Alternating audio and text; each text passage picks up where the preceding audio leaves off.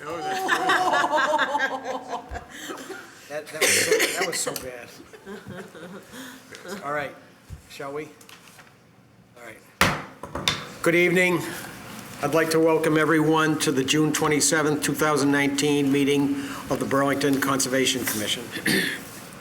Okay, the first item on our agenda tonight is citizens' time. Is there anyone here for something that's not on the agenda? They need a few minutes?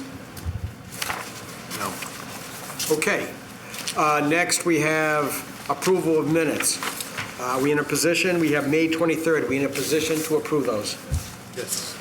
All right. Motion to approve. 23rd and the 9th. No move. Did we just, oh, sorry. Second? Second. All in favor? Okay, 1, 2, 3, 4. Abstaining. Okay, Indra? You want, okay, so it's 601.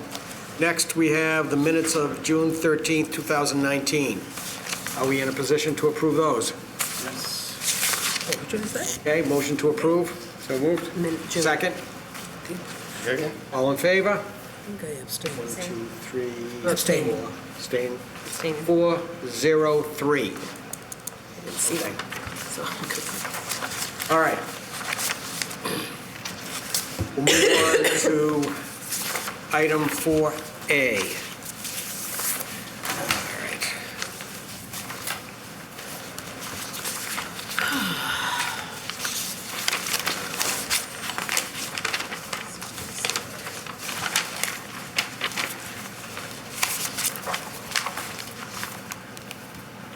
Okay, do you have the notice? Let's see what I have.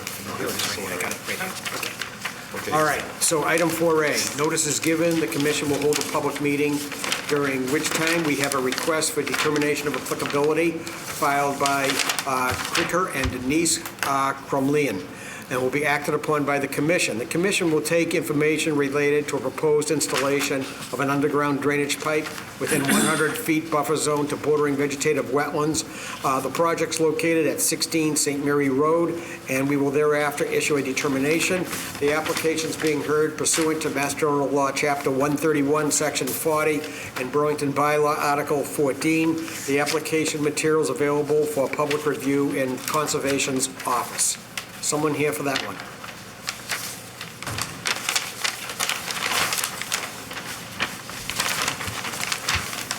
All right, good to see you tonight. Please introduce yourselves, and you get the floor first. You get to talk. Hey, I'm Scott from SJ Peacock Builders for the property. This is Denise.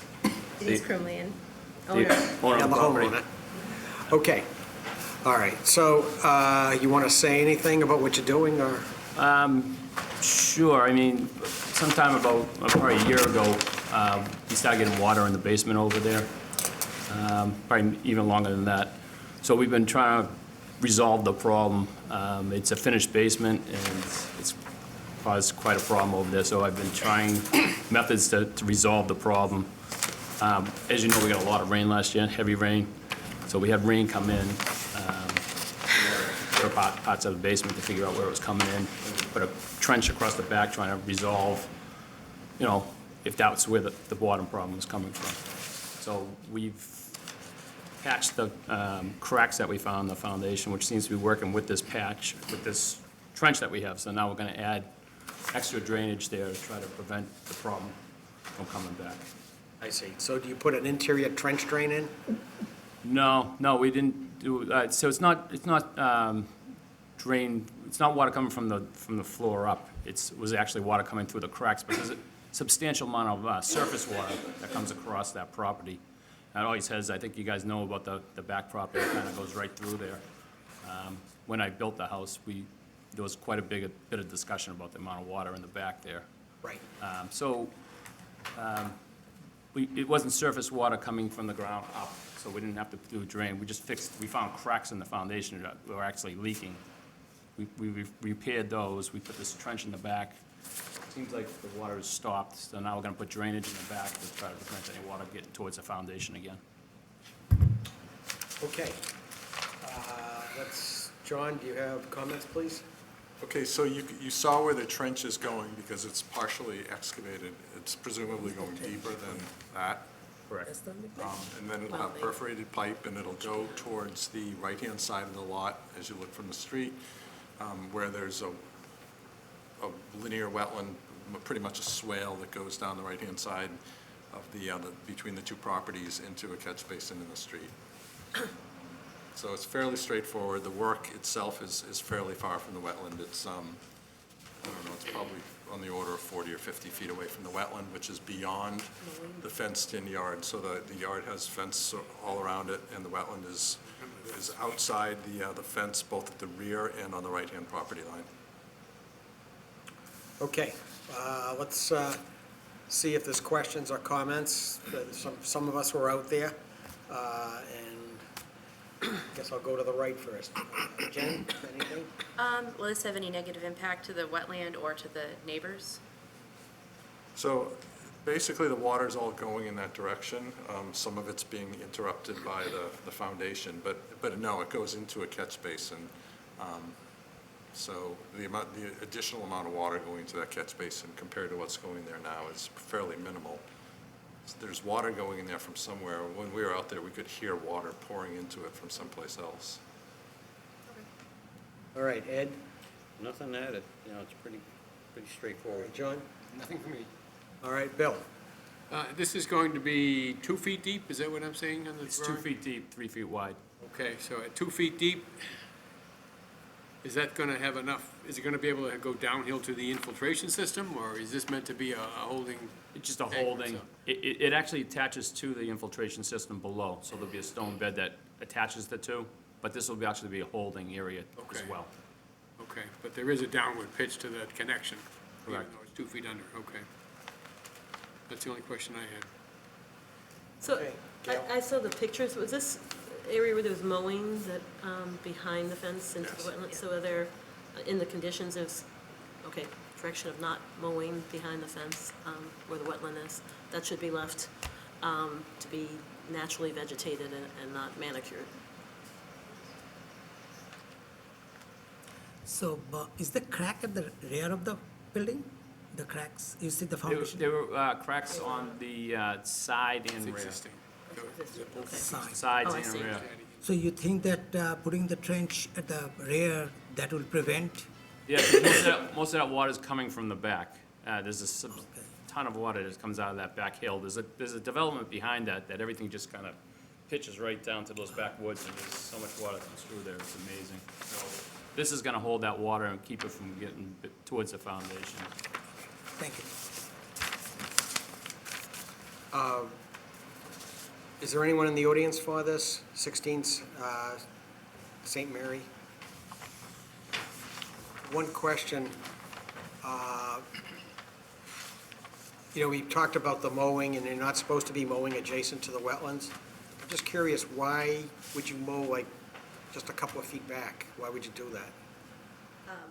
I'm not aware of that piece of it. Like, we told our landscapers not to do anything behind there. So in Yeah. terms of right around the fence, they, manicure around the fence so that there's no tall grass that's inside our fence. So we can definitely let them know to. That would be very much appreciated if you could.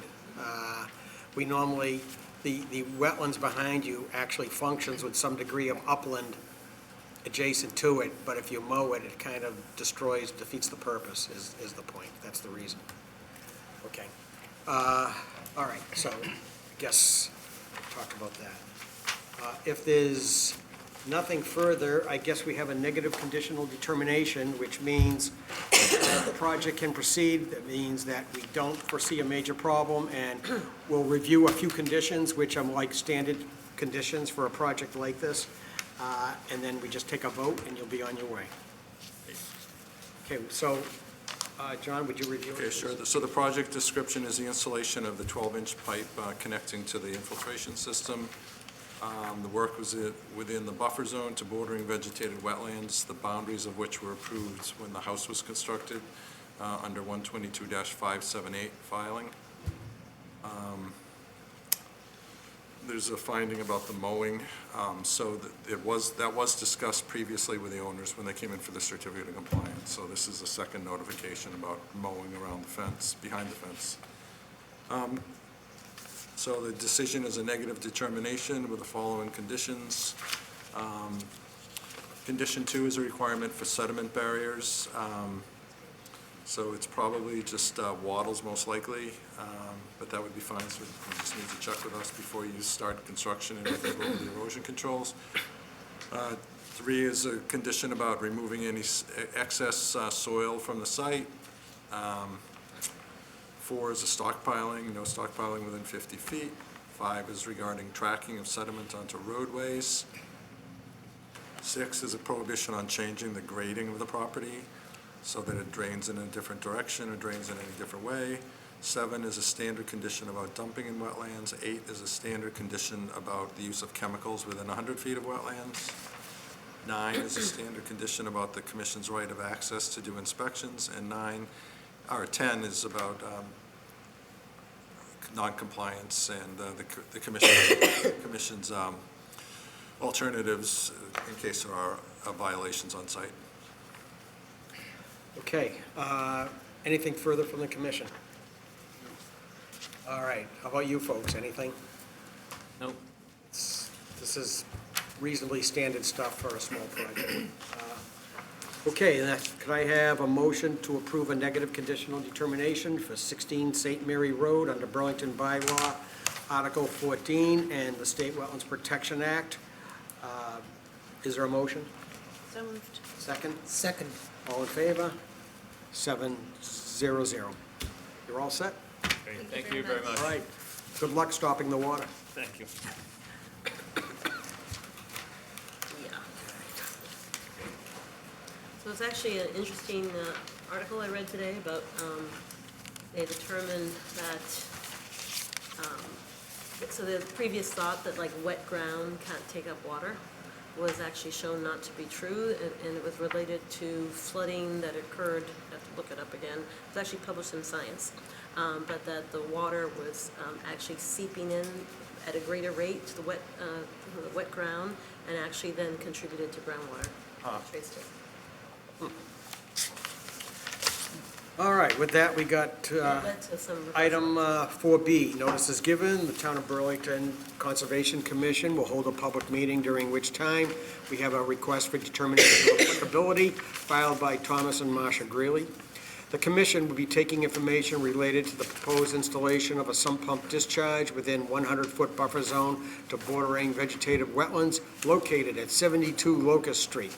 The application is being heard under the State Wetlands Protection Act and Burlington Bylaw, Article 14, and the application materials available in the Conservation Office for public review.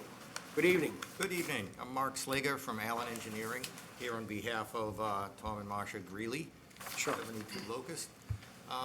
This property is actually part of a town-wide program to discontinue sump pumps that currently discharge into the sanitary sewer system. This basement has a groundwater situation. They have a sump pump that's active that discharges into the sewer, and we would like to disconnect it from the sewer and route it out into the backyard. There is no roadway drainage around in the area to connect it to, so this is the best option available. The wetland in the rear of the property is down gradient from the house, so we could discharge approximately 50 feet from the wetland and have it flow by gravity into the wetland resource area. We are proposing a small riprap plunge pool at the end of the pipe to help dissipate the flow and prevent any erosion. That I'll Okay. offer any questions. All right. So, John or Eileen, do you have some comments on this one? Okay, a couple of comments on, first, it's probably not 50 feet from the wetlands. The wetlands are probably considerably closer. They weren't flagged, but I'm guessing they're probably more in the order of 20 than 50 feet. Right. It appeared that part of the back lawn would probably be wetland if it were not mowed. And just an editorial point that this is preferable. I'm glad there's no drainage system in the front to connect to. This is a much more preferable solution than connecting it to the municipal storm drain. The more connections like that from people's cellars there are, the more difficult our illicit discharge program gets. So. So anyway, so other than that, it's a fairly straightforward project. The pipe goes through existing lawn, outlets just outside the lawn in an area that's just sort of upland, weedy upland just beyond the grass. I would say roughly 20 feet from the wetlands. The water will go into this pool. The velocity of it, such as it is, it's not a lot of velocity from a sump pump. It's dissipated by the stone, and then will just sort of seep its way down into the wetlands overland, so no issues. All right, so you have no concerns? None. All right. All right, anyone on the left have any comments or issues? I just saw some notes that there was some dumping in the wetlands, is that correct? Right, so- Landscape waste? So Bad, then you can relay that to the owners. We will have to talk to them as well, but there's a lot of yard waste, grass clippings and whatnot dumped in the wetlands at the rear of the property. Okay. Yep. They picked it up today. Could put it outside. Landscape, no, I mean, today it was landscape waste pick up, at least in my neighborhood. Oh, Free. Mine's still sitting up. All right, Bill, anything? No, I have nothing. All right, on the right, anyone have anything? Okay, then there's no one in the audience for it, so let's You call. review the document and then we'll vote on it. Okay. All right, so, Okay, so it's a 4-inch PVC sump pump pipe discharging just outside the wetlands. Work is within the buffer zone, obviously. For the purpose of this filing, the commission's making no finding as to the boundary of the wetland resource areas. Let's see.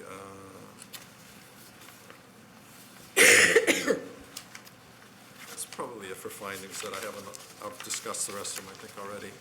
Negative determination, conditional with a condition, this decision's for the redirection of a sump pump. As shown on the plan, no other work is approved. Number 2 is regarding the applicant contacting the commission if there's any additional work beyond what's on the application that needs to be done. Condition 3 is regarding erosion do controls. we need erosion controls given where it's being discharged? I would say we probably need wattles, most likely. Okay, so we may want to change that. What do you mean? Change what? Erosion control sediment barriers, do we want to say wattles? Oh, Well, the second sentence says, shall, No, you'll determine the type, okay. yeah. Okay. yeah. But I'm thinking probably wattles. No work shall occur beyond the limit of work, which shall be demarcated by the erosion controls. No cutting of trees, obviously. All work shall be done by hand, so this is a fairly shallow trench. You weren't proposing to bring in Less a than 2 feet. bobcat, were you? They were probably gonna use a mini excavator. Okay, we can change that then. On 6, we'll just delete the first sentence, the rest of the condition stays. All excavated materials should be disposed off-site in a legal manner. Then the rest are standard conditions, no dumping in the wetlands. Number 7 also includes the highlighted and underlined existing yard waste that has been dumped in the wetland shall be removed, and the Conservation Department shall be notified and do an inspection once the waste is removed. Then standard conditions about dumping, tracking of sediment onto roadways, stockpiling, and the commission's right to access the property. And that's it. All So right, will this all be done in like a day? Is that, you mean? Yeah. Okay, all right, just because I'm looking at this, you know, overnight, well, it's not a truck, but if they're working more than one day, the excavator is going to be parked. If the yard is like in the wetland, then that's within 50 feet of the wetland. Well, they'd probably park in the driveway. Yeah, I would assume so, yeah. Okay. all right, anything further from the commission? You all set on this? All set? All right, you've seen it before, I'm sure. Okay, if there's nothing further, could I have a motion, issue a negative conditional determination for the project at 72 Locust Street under Burlington Bylaw, Article 14, and State Wetlands Protection Act? So move. Second? Second? All in favor? Okay, that's 7-0-0. You're all set? Okay, thank you very much. Have a Thanks. good night. Who was our note taker? I just You know. didn't introduce yourself, sorry. Yeah, I was gonna say, What's your name? My name's Dawn Cathcart. Dawn. Don. Yes. Nice to meet you. We are the commission. Our names are so stated, yes. Say the names. I'm sorry we didn't get an introduction. The early arrivers met her, but, Oh, sorry. I was And just, we just rushed into the photo. okay. It's corrected now. All right. All right, nice to have you. Thank you very much. Okay, so next we have a continued request for determination for 33 Westwood Street. Mr. Nicholas Barrett is here. How are you tonight? Very well, how are you? Good, thanks for coming. All right, so we had a site visit, okay? And this is a situation where, by way of introduction, that work has been done on the site. There is wetlands in the rear of the house, on the right of the house, and on the left of the house. This gentleman made what he felt was improvements to the yard regarding some soil being added, some pipes to help drain a wet yard, and some stone added on the right and the left. And then you added, the gentleman added some fencing and so forth. In this situation, we would,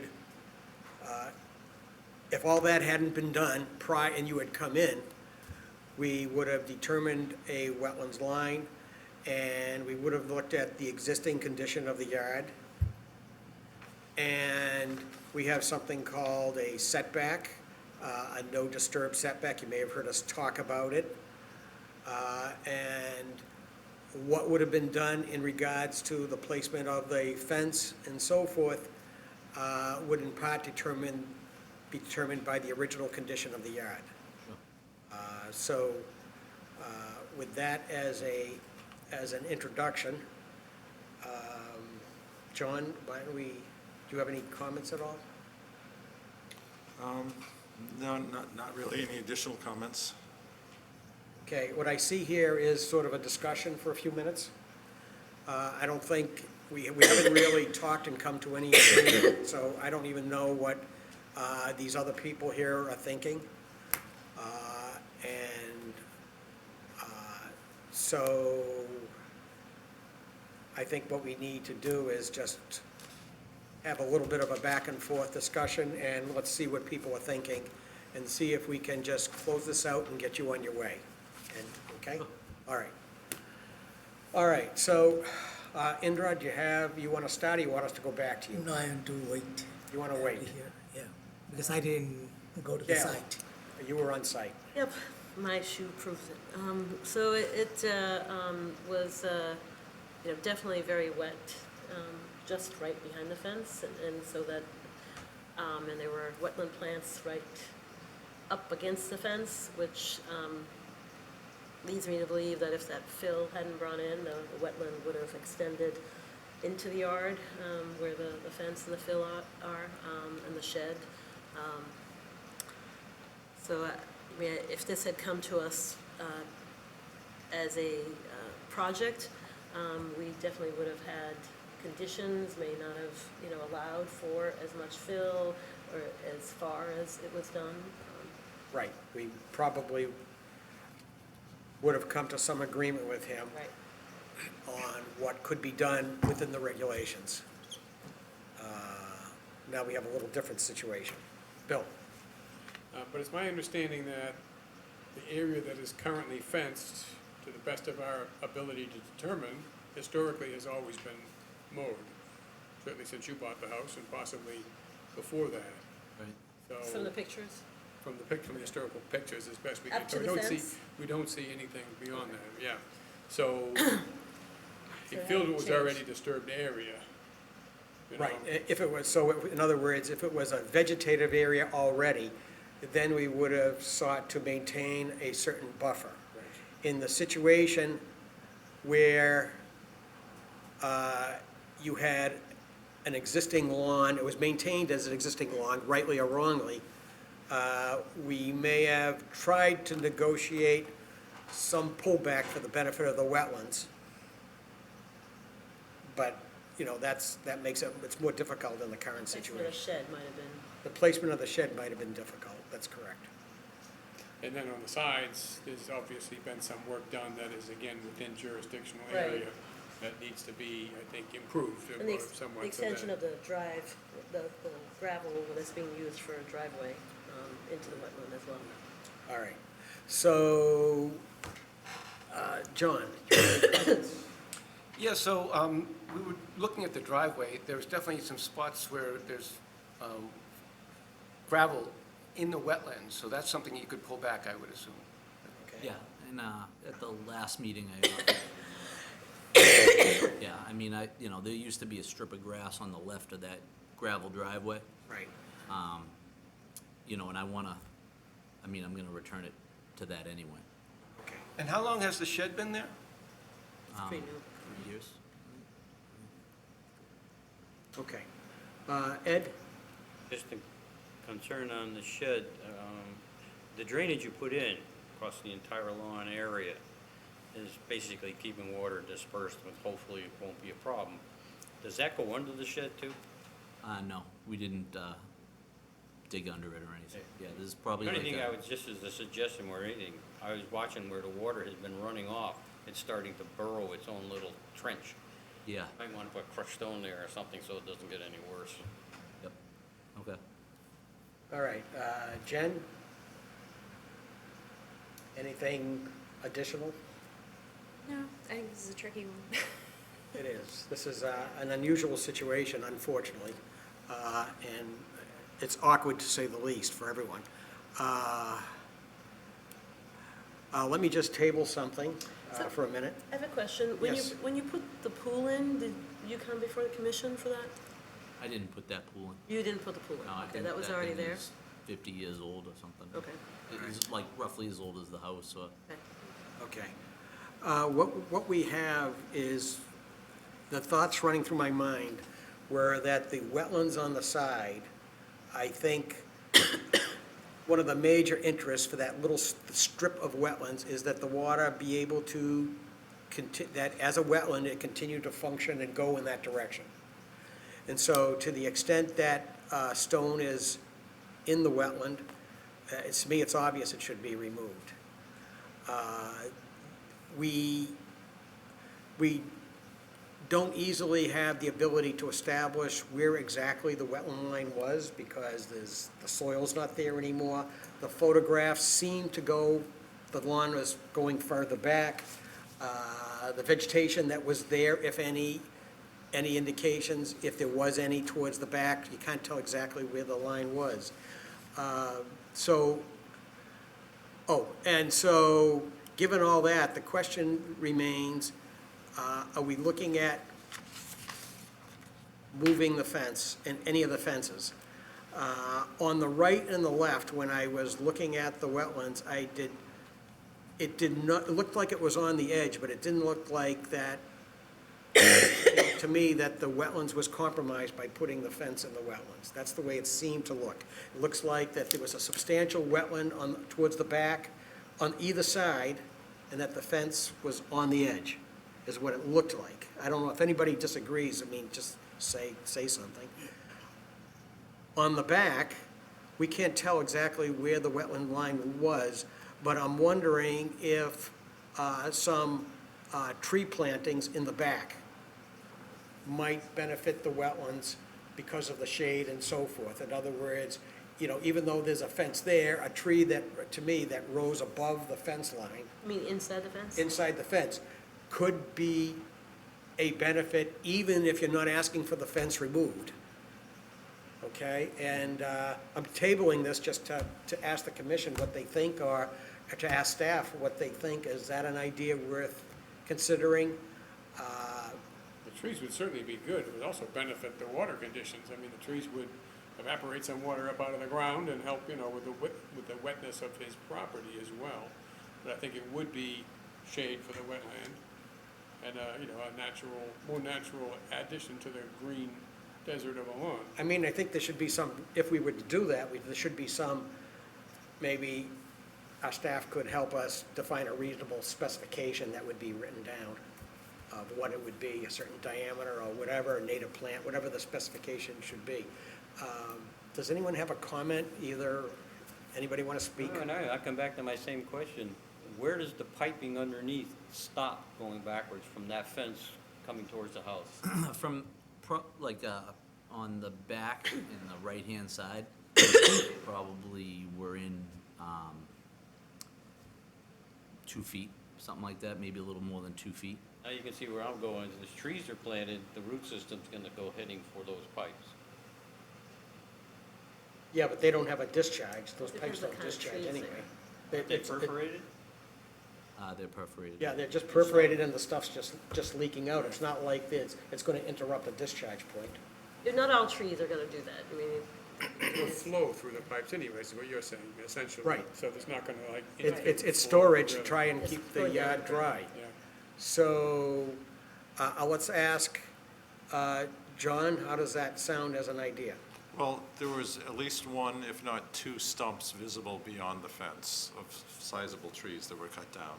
At a minimum, those could be replaced, and they could be planted on the other side of the fence, that's fine. Right up close to the fence, within like 5 feet of the fence, that would be fine. And if it's something like red maple, it'll do well there. So that's not a bad idea, given that we know that there's 2 trees that were cut, Right. at least as far as we know, maybe more. One other thing I would like to point out is that the design of the yard being cleared and, maintained, and having these drainage swales down the side, in a sense, has been endorsed by the town in the past, because the town put catch basins at either end of those 2 swales, obviously saying that flow was a good way to manage the property water on the site. I don't know if we would do that today, but that's the way it was done in the past. How long ago was it? Was it before the wetland laws? I mean, it could be Most ancient. likely, most likely it was, Yeah, yeah. so- But that's already an existing system that's been put in, and the town contributed to it. Well, I think the commission has an interest to keep the flow on the sides going in that direction, because otherwise you're holding back water that would flood somewhere else. Exactly. We also need to pull the gravel back from Yes. the. Right. Need to pull it back and Right. maintain it. So, now we turn to you. What, I have not heard anybody suggest moving your fence, okay? Nobody has said that. What I have heard is that there should be X number of trees, maybe red maple, which are native to do well near a wetland and a wet area, and they would take up a lot of water. I have heard that, and I heard about, and which you've already agreed to, is pulling back the stone from both sides. Do you have any concerns or issues with that? How does that sound to you? Yeah, that sounds fine to me. Does that sound reasonable? It says 12. 2 feet deep.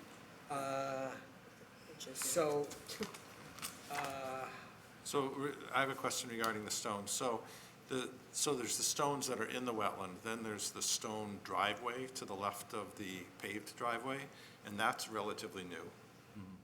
How far back do you want that stone pulled from the wetland? Do you want it just removed from the wetland, or do you want some no disturb setback? So, I don't think it should be directly adjacent to the wetland. I mean, I don't think you should be parking a car. I was right thinking there. of 5 feet, something like that. Pull it back 5 feet, just a modest How wide amount. is it? How wide is it? Like 2 cars?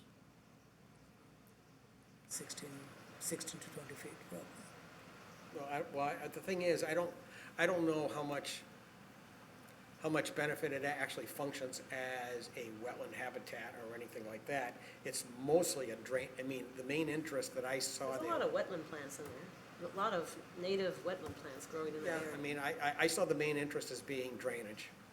There's, like, I'm sure there's below where stuff I living put. there. Yeah, yes. Sorry. Interrupt you there. Below where I put some of those stones, like where the plants end, up to the drain, there was stone there, like from the town, it was like red. It was stone already existing Inch there. and a half stone, so I always mowed that area because as did the previous owner, because it was just basically like stuff growing up through stones. So I added more. But I mean, I think, to your point, it was planned as a drainage thing a long time ago. Right, right. All right, well, I tabled 5 feet. If anybody feels strongly it should be more or less. I think 5 feet is. What? 5 feet is. What?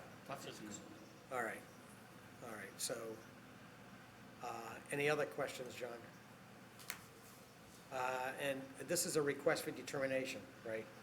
So this is a request for determination, and you typically can't issue a negative determination for work in a resource area.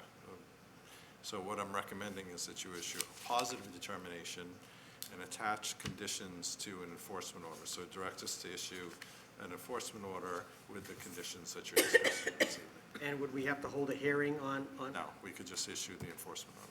So this would be a positive determination. It doesn't require a notice of intent filing when you issue a positive? Does not, you have the option of requiring an NOI, or you could just allow the work to be done under an enforcement order. Which is what you're suggesting? Right. Okay. Just a quick comment, John, is in the project description, I see it's written 12 feet grass stone, 6 feet sand, and 6 feet loam. I think that would be inches, right? That's a pretty good drainage. All right. I have a question now. You're Yes. talking about pulling that stone driveway back from the edge of the drainage swale. Yes. What are you recommending we put in between the driveway and the drainage swale? I was thinking it would naturally habitat, Yeah, just just let it- naturally just let it vegetate. grow. Just 5 feet Yeah, from the edge. don't plant grass or anything like that. Just wanted to make that clear, yeah. The wetland expand there. Right. So, And don't mow it. yeah, so does all this sound okay with you? Yeah. Okay, all right, so let's move forward. Just to be clear, the town, when they redid those drains, they had like 2 feet of stone all around those drains. I'm gonna leave that, I assume, right? Just right around the catch basin itself? That's Yeah, fine. yeah, that's That's fine. right. That's just so you don't start digging a trench. Right, okay. All right, so do you have a decision? Yeah, okay. Review? And give Mr. Barrett a copy? Okay, so the project description we've gone over, and we'll make the edits that Indra pointed out. Filing history just says how we found out about the project. Findings regarding the impacts to the resource areas. So the commission finds that there has been historical filling of wetlands at the site, particularly at the rear. The backyard has been extended into wetlands. However, the applicant's consultant, Norse Environmental Services, maintains that the filling preceded the current owner and that he merely added fill and drainage into an area that was already maintained lawn. The commission found no evidence in examining old aerial photos of the site to refute that assertion. However, the commission found that trees were cut in the wetlands and stone was placed in the wetlands along both sides of the yard where the wetlands form shallow swales and drain to catch basins near the street. Additionally, the commission found that the fence installed by the current owner is for the most part at the interface of bordering vegetated wetlands and fill. Other findings, the commission finds the wetland has been delineated around the property, and the commission approves the wetland delineation as the wetlands currently are, but they are not surveyed onto a plan, so there will be no real historical record of that delineation. The commission finds that if left unmowed, even the fill placed in the back lawn area, the back lawn would likely develop wetland vegetation and soils. That's just from our walking out there. Even after the work, it was still fairly squishy. And then decision, the commission voted to issue a positive determination of applicability and voted to issue an enforcement order for restoration of the altered wetlands. Okay, And so, then we'll list those conditions that you've discussed in the enforcement order. right. So what this document does is essentially it closes out this public meeting. Okay, is what it does. And then it says you're going to get another letter. It's called an enforcement letter, which you have agreed to. And there'll be some things done, you know, you're pulling back the stone, leaving 5 feet, let it vegetate on the side there, and some specifications of trees. Do we have to do that at a public meeting to issue the enforcement? Or can you You issue? can vote for it now, we can issue it, and So typically you would ratify it, but I mean, basically you're approving it now, and I'll sign for it and issue it. So we can do a motion now. Correct. Mr. Chairman? Yes. The fact that the doors exist back there, we haven't seen anything that says no dumping of any kind. Should we have that statement in there? He's That got a can be in large the lawn, he's enforcement, gonna that could be in the mow. enforcement order, couldn't it? There was no evidence of that, but that's a good thing to. Yeah, there's no evidence. Okay, so let's close this out. Could I have a motion to vote a positive determination for 33 Westwood Street under Burlington Bylaw, Article 14, and the State Wetlands Protection Act as a positive determination of applicability? So, second? Second? All in favor? 700. Okay, now could I have a motion to direct our staff to issue an enforcement order that will require the pullback of the stone, 5 feet of naturally vegetated buffer to that wetland on both sides, and the planting of, do you want to specify the number of trees? Two trees. Okay, the planting of 2 trees to a specification acceptable to the conservation staff.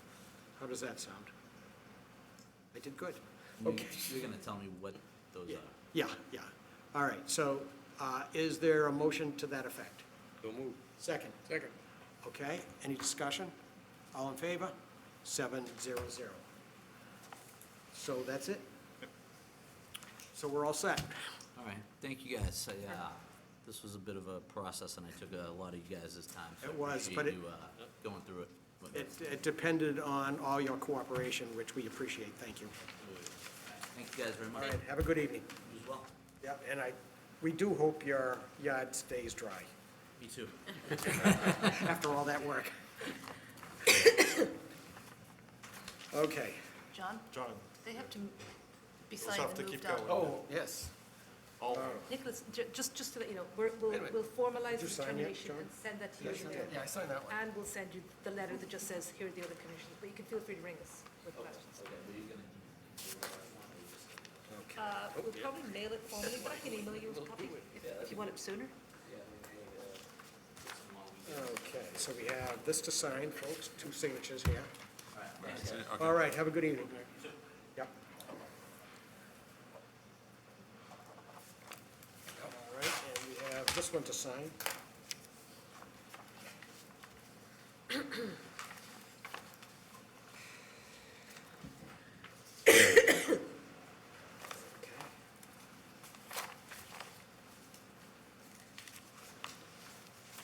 All right, some more forms to sign.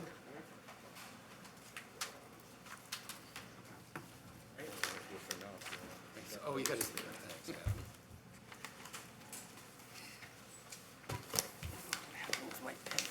Okay.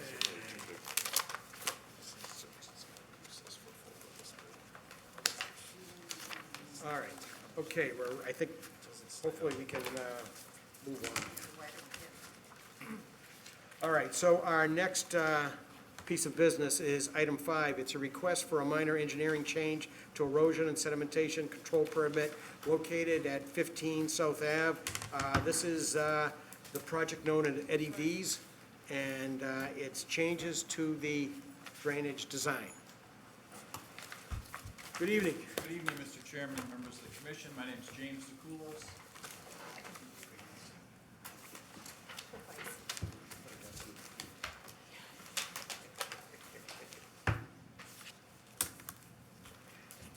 And you are, what's your connection to the project? My name's James DeCoulos. I'm the environmental engineer representing Darden, which is Yeah, I was gonna say. it's a sister company called Eddie V's Holdings LLC.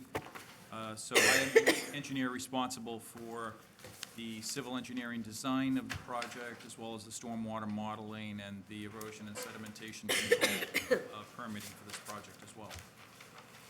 Okay, the floor is yours. Great, thank you, Mr. Chairman.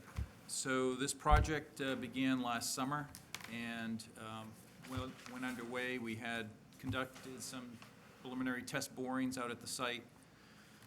We did not identify a small bedrock knoll in the middle of the site where we had proposed to put a catch basin. So rather than blasting and reducing the grade of the bed, eliminating the bedrock through some extensive work, we decided to move some of the stormwater control structures. And what it ended up doing was eliminating one catch basin. We felt as though we had enough capacity in the stormwater system to handle it. But as a safeguard, what we did was we put a open daylight in the granite curbing near the circular turnaround area.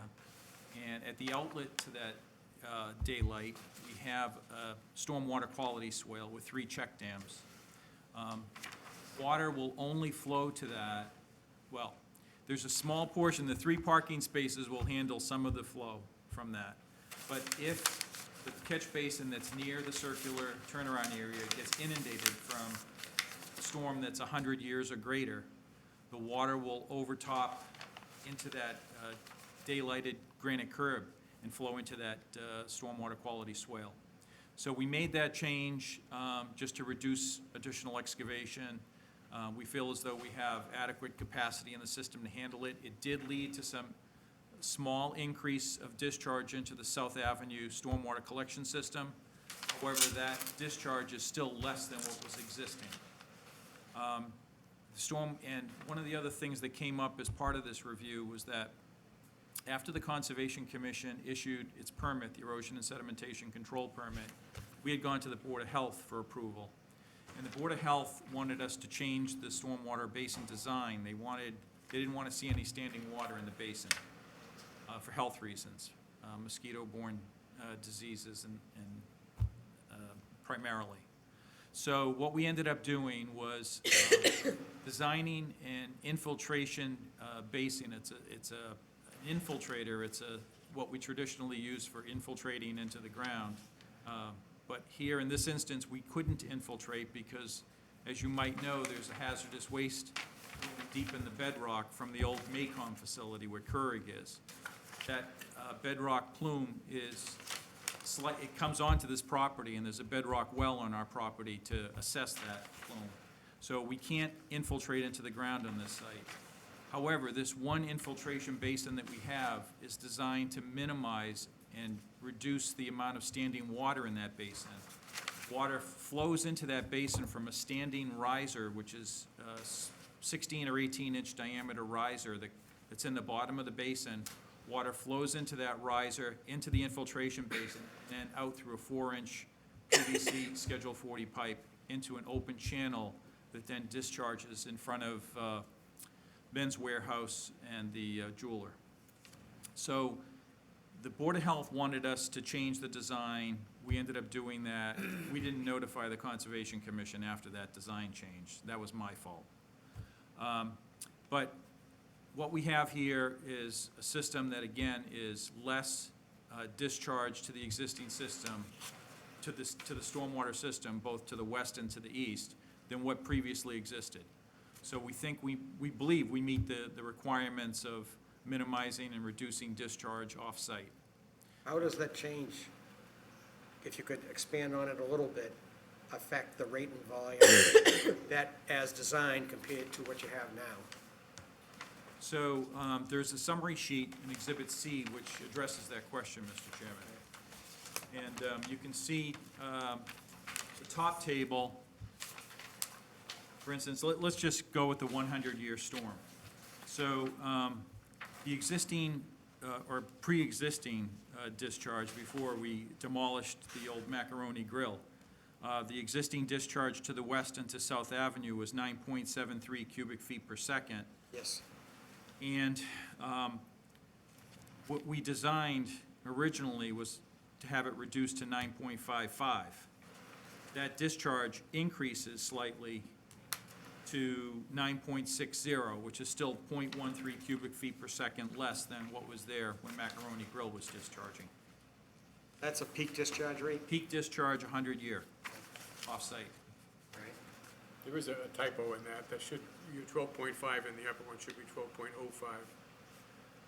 Show the increase with Thank you. with the current change. Yeah, what is this? This here should be 12.05. There's actually a slight increase with the current Okay. change. Does everyone see where that is? Yep. right where it says 12.5, make it Yep. 12.05. Right, This is what happens when you prepare tables in Microsoft Word. there you go. Exactly. All right, so, total off-site discharge. What is that 4.5? This heads up to 12.5.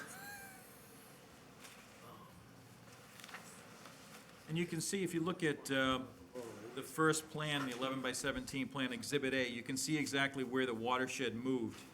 Like, if you look at sheet C2, Exhibit A, there's a red line that shows what the original sub-watershed was, where water was flowing out to South Avenue versus flowing out to the stormwater basin. And then if you look at C2 and Exhibit B, you can see that that watershed's moved a little bit to the east. So there's a little bit more flow in that little parking area to the South Avenue stormwater collection system. Is that by changing grading, or? That's by the grade change. Because right where that sub-watershed is, in Exhibit C, is where the bedrock knoll was. Oh, okay. We basically designed the grade around this bedrock knoll. How much you're changing the grade? How much what? The grades change, how much? About 18 inches. We raised the grade about 18 inches at that specific spot. How does this change in the, I guess, the outlet structure of the basin affect the detention times? I mean, is it going to function as a detention basin, given what you've done? Yes, it will function as a detention, particularly during the higher, or rather, the 100-year and greater storms. The storms, the heavy-duty, high precipitation stormwater events. It will continue to detain. It's just that the way it's been designed is that it's designed to not let water stand. I mean, what we're trying to do is we're trying to allow water to exfiltrate out of that through this riser pipe that we installed. And so there's a detention function, but it's not going to stay over a 2 or 3 day period after a significant storm event. Yeah. I just have a hard, I'm grappling with this idea that maintaining detention time when the water's not being held up. I just have a hard time with that. It just doesn't make sense to me. Well, the water is being held up because the riser it's not just letting the water go completely in. The riser has slots in it. It's what we use for hazardous waste remediation, actually. There are 10 1,000th of an inch opening in this riser. So the water can't all gush out of the basin all at once. It's going to build up, particularly in a significant storm event. It's going to rise, and we have photographs of that actually in some of it. If you look through our photo album, you'll see that there is standing water that develops in that basin for larger events. Well, let me ask you, how does that affect the solids, the ability of the solids to settle, which is the point of a detention basin? So the solids will settle before they get to the riser. They're coming out of an outlet. There's a riprap outlet apron that's in the basin, and It's in the front here in, okay, I'm just trying to see where you got here. so if you look at sheet C2, Right. you'll see an outlet that's it's referred to as a 12-inch HDPE flared end drain outlet. Okay. So stormwater will come out of that. Now, this is after it's already gone through a storm scepter, mind you. So the storm scepter will be handling some significant sediment treatment. And once the storm scepter is done with its treatment, then it flows out of this 12-inch HDPE outlet into the basin, and then it travels approximately 50 feet before it even gets to the riser. So there's a good opportunity for treatment to occur in the basin from that outlet to the riser. And isn't the riser higher than that outlet? So how does the water get into that riser?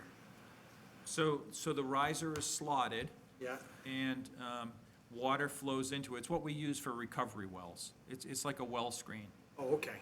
All So right. water, as soon as water hits the riser, it's allowed to flow in. It's just that it's not an instant flow.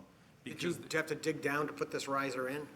Oh, yeah. No, what we did first was we put a Cultec storm chamber in first, and then we had them cut a hole into the Cultec, put the riser in the hole, and secured the riser within the Cultec, and then backfilled it with geotextile. And then there's topsoil and plantings now that are growing around that. So how far down does that riser go? About 2 feet below the bottom of the basin. I see. And how big a diameter is it? I specified it. No, it's either 18 or 24 inches. I don't. All right. I'm sorry, Okay, I don't it's a recall. substantial amount, okay. It's a significant riser. All right. And you can see it. It's a big white pipe that's in there. No, I'm talking about this. I guess, my concern is, over time, just making sure that it's maintained of vegetation and trash that might develop in there. Because as vegetation and organic matter develop around that, that's going to inhibit the ability for it to drain. Okay.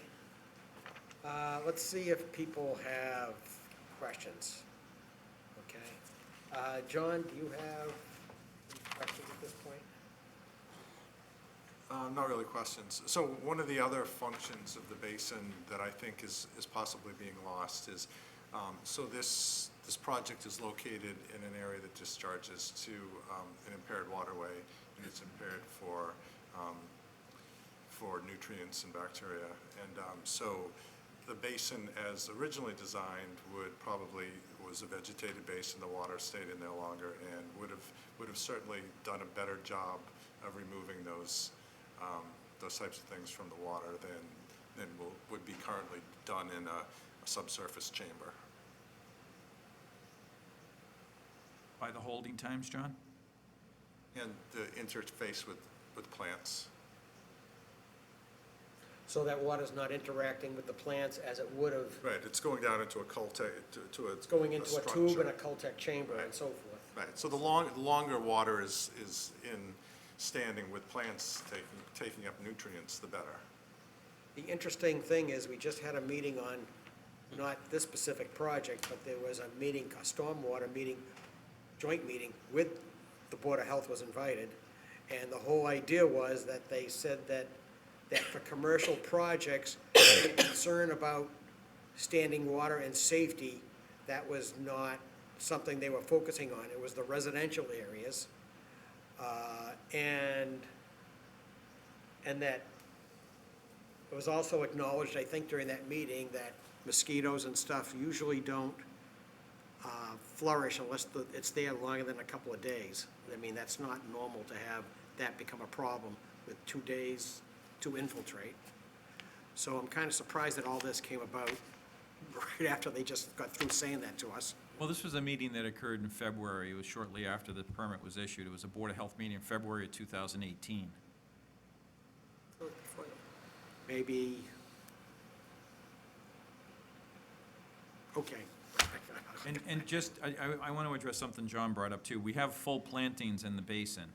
There will be some plants that, the water will actually be interspersed with plants and travel across vegetation before it even gets to the riser. So there is about a 40 or 50-foot area where it travels. And again, for a significant storm event, water is continuing to build in this basin.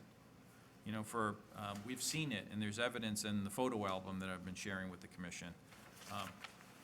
It's so far, what we've seen is a depth of about 2 feet for a significant storm event, and we haven't had a 50 or 100-year event during this construction period. Right, okay. And the other point I want to make is that those storm events that we're seeing have been without paving. So it's been a pervious construction site.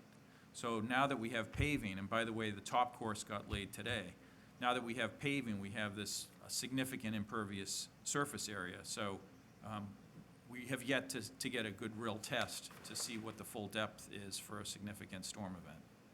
All right. Will you be out there checking on it to see how it functions? Absolutely. And then just logistically, you'll be back fairly soon, I presume, for the certificate of completion and to get the bond release, because they're planning on opening soon, correct? They're planning on an early August opening. Okay. So we're in the process of completing our as-built plan for the planning board, and we'll get that to the Conservation Commission as well. All right, anybody on the right have any further questions on this? I just have a question, as it pertains to the fact that the plans changed after you came to us, but then it never came back to us with the changed plans to review. So are there repercussions for that? That's up to you. I mean, as I understand the plan, it looks like there's still an improvement to an overall improvement on a high level, but there's still the issue of the standing water, so I just didn't know if there was any, I'm just asking historically if that's ever been the case where maybe something is taken out of the bond to do plantings elsewhere or something like that, to make other improvements. But I don't know, I'm just Yeah, I mean- curious, I don't. And I think the bottom line is the project still meets the DEP stormwater standards, or it appears to. I mean, once you do your final review, when the project's done and all the as-built and everything are submitted, you'll have an opportunity to look at it. But, Okay. you know, it's not the first time somebody's made some sort of change and not gotten back to us, you know, in a timely manner. In this case, it was directed by another town board. It wasn't just some field Of course, change that yeah, they made yeah. on their own. Very good point. Right. Yeah, which is, you know, That yeah, board could've which is let us more know as disturbing, well. I think, Right. than, yeah. Yeah. Well, I could have done a better job letting you know as well. Yeah, but so could the Board of Health. Yeah. Have all the inspection reports been coming in? Yes. All right, on the left, anyone want to say anything further? I have just one question is, so you're adding a drainage manhole where the storm scepter was there? No. The only thing we've done is eliminated a catch basin. Where exactly are you looking? It's It's looking on the back side of on the the C2. back side, Middlesex Turnpike, around that circle. The storm scepter, relocated storm scepter. Right, okay, so if you, we don't have the existing site plan, but that relocated storm scepter was actually located in another area on site. So what we did was we brought a crane in, and we actually put the storm scepter there. So this is the correct location? Yes. Okay. But that storm scepter was where you are showing the manhole, right? You know what, the storm scepter actually got moved. If you look at Exhibit B, the storm scepter's location is actually shown in Exhibit B on sheet C2. We moved it.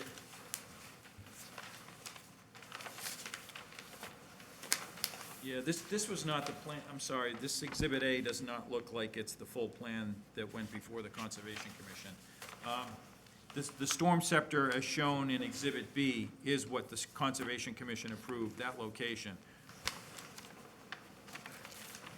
It was only moved about 10 or 15 feet from where it was.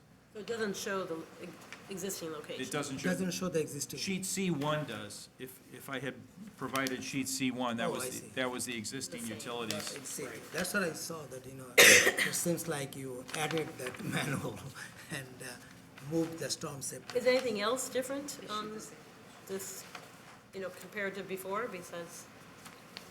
No, again, what we've done, if you compare the two sheets, particularly if you look at sheet C3. So if you look at C3 in Exhibit A, you'll see CB5.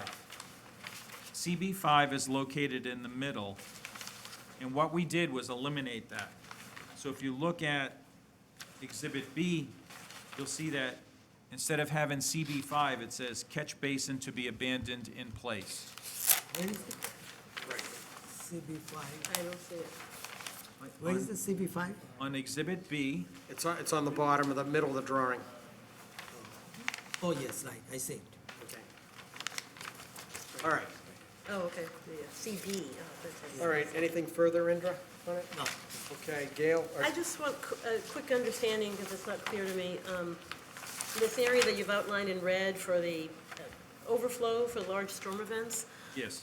So what type of storm events are you talking about? 50, 100-year storm or more, or what? 100, it's probably would trigger in a 50-year storm, but most definitely 100 and above. And so this area is just a parking area, and your idea is that during those events, it's gonna flood? Or is there anything there? Is there anything to help, are there plantings? Are you proposing like a LID there or anything like that to help? Yes. Yep, so what we did was we constructed a stormwater quality swale, Okay. the outlet. And what is the swale construction? It's a grassed swale. It meets the standards of the DEP stormwater standards. It's a grass swale with 3 check dams, and it's in place, and there were photos that I provided as part of this. If you click on the hyperlinks of the email, you'd see them. But again, it's only going to be used for a significant storm event, but that is, Which happens pretty frequently. yeah. Okay. And again, we really haven't seen a good test of it because it's only been paved for about 6 weeks, the site. So as this new impervious surface has been put down, we're going to get to see just how well it performs. But for the most part, everything has been designed from the circle to flow to the catch basin that's just to the left of that red circled area, that red clouded area. So my concern is, I'm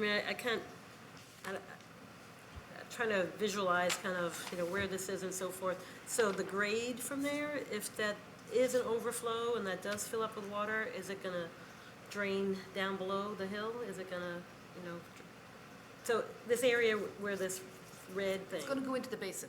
It's gonna go into the big basin. Okay, Yeah, all right. that's the way that's the swale he's talking about. It's from, they cut part of the granite curb, they made a little swale It goes into the basin. to direct it into the basin, All right. yeah. What is the soil? It's somewhere in here. I don't know where. I don't see. No, nothing. All right, so I think that covers everyone who wanted to talk. So, John, So this was just so that all these changes didn't get sprung on you when they came in for their certificate of completion in whatever, a month or 6 weeks. do we need to approve anything tonight? Yeah, it would be good if you just approved those changes so that you don't have to deal with them again when you close it out. All right, are you recommending approval, Yes, given what you heard? yes. All right, so could I have a motion to approve the changes as described tonight for the project located at 50 South Ave, the Eddie V's Holding LLC project, changes to the drainage design as a minor engineering change for the changes as discussed. Is there a motion to that effect? Second? Second. All in favor? 700. Great, thank you very much. All right, thank you. Thank you, Eileen. All right, thanks a lot. So we'll see you in August. Yes. Oh, one question. Have you come to an understanding of, it says right on the sign, premium seafood. Is there an actual connotation to what the word premium means? Not that I'm aware of. So it's kind of like saying, Okay, just curious. like natural food. I know is that at the means fish nothing, pier in yeah. Boston. All right, all right, just was wondering if you run across a It's not bought off the definition. back of a truck on Fresh from Route 1. Vine Brook. All right, that was an unrelated question, okay, thank you. Premium. I just wanted to know. The chef didn't spit on the fish. Yeah. Do we need to sign? Wash his Okay, hands. so next we have 5 Susan Ave. Someone here for that one? So, Charge more money for it. so Mr. Blake was out of town. He was hoping that his flight was delayed. He was hoping to make it, and he instructed us if he didn't make it to request a continuance to the next meeting, So it looks like which is it's July 11th. Okay, should we, did you give it any thought to whether we should pursue, if there's no further issues in your mind, is there any, do we need to, is there stuff we need to review with him? It's up to you. Would you recommend going ahead or waiting? I think, I mean, I'm in the interest of getting things cleared off our docket, if it's just reviewing the order of conditions, well, he's applying for a waiver now, which he wasn't before. because it's more clear now what the changes are, yes, in the 40-foot no disturb, 40-foot no building zone. Right. but And I assume, given some of the plantings and stuff, there was justification to grant the waiver. If you Nothing feel, changed. if you feel comfortable proceeding without it, that's fine. Nothing changed since the last time we looked at the drawings. Just got the clarification of the, you know, Answers to the the- questions. Numbers, Yeah, yeah. yeah. The drawings are the same. All right, why don't we just take care of it and Okay. get it off the docket? Comfortable with that. Everyone's okay with it? Okay, so the next item on the agenda is the continued public hearing, notice of intent, 5 Susan Ave. All right, so, Have the part of it. John, you want to do the introduction, perhaps?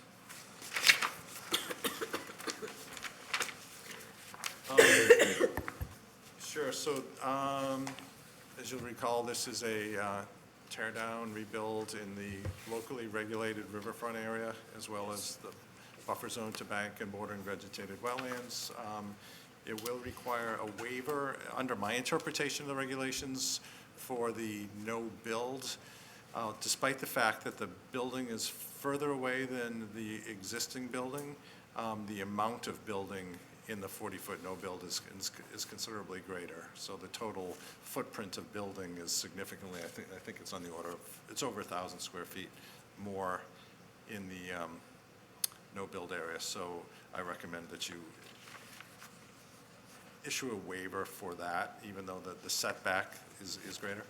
Is there justification in your mind that the project has some benefit to the wetlands?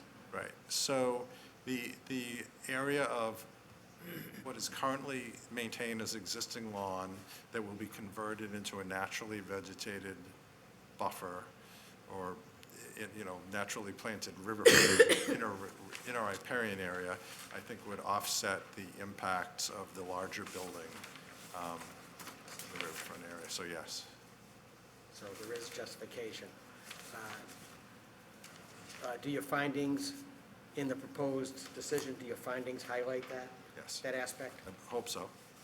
Okay. We should make sure that the justification for a waiver is in there. Right, In terms of the benefits that the project is providing to the resource area. right. Okay. All right, so the record should show that there's nobody in the audience for this. Should we review the decision? Unless people have a question? Okay. Okay, as John described, this was a notice of intent, Burlington Wetland Bylaw application for a demo of a single-family and construction of a new dwelling, driveway, fence, all within the inner riparian zone of the 200-foot riverfront area to Sawmill Brook, regulated under the Wetland Bylaw and regulations, and the 100-foot buffer zone to bank and bordering vegetated wetlands. The next part describes the filing history, which we all know, and the notice of intent. Sorry, I'm reading from the bylaw right now.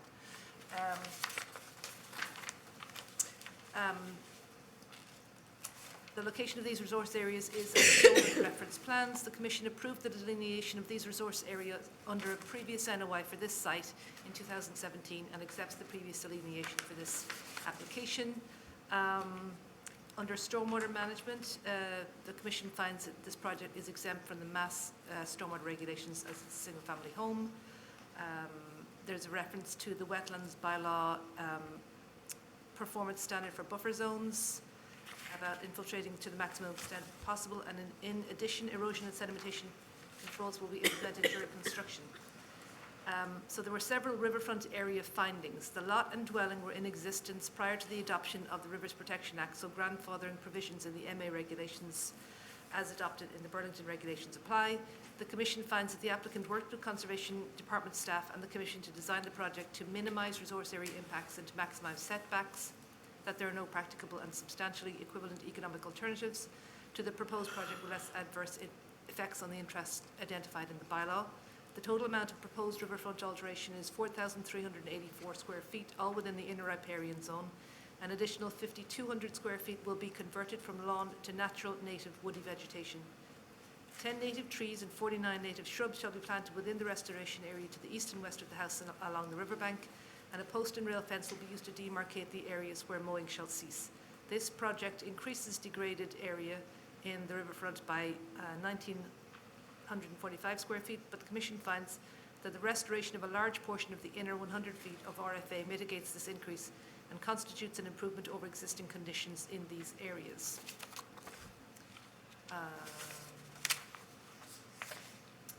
Other findings, the Commission found the existing proposed conditions did not meet the wetlands regulations for a 20-foot no disturb distance.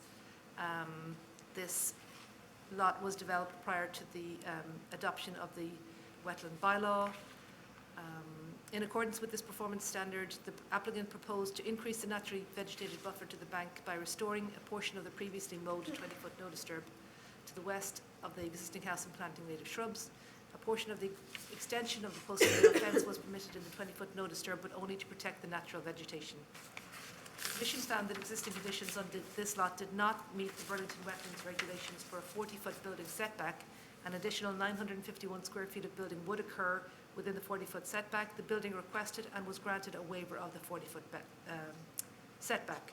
And the rest of the bylaw is as standard,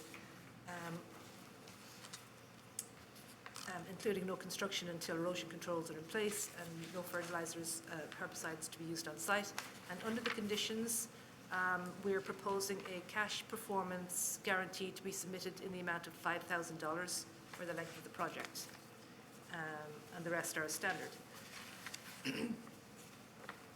If we look at the order of conditions, the first page is basically our standard conditions. We're saying the order permits work within the 200-foot riverfront area to the Sawmill Brook and the 100-foot buffer zone to bank and bordered vegetated wetlands. On the second page, we reference how staff will go and visit the project prior to work and will look for various things to be on the site at that time.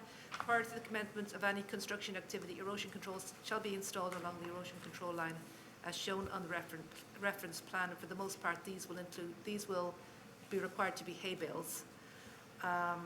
Materials should not be stockpiled within 40 feet of the wetlands. The roadway shall be kept clear. This work does not allow any grading unless the applicant comes back to the Commission for additional permission. No debris is allowed in the wetland. Anything that falls in shall be,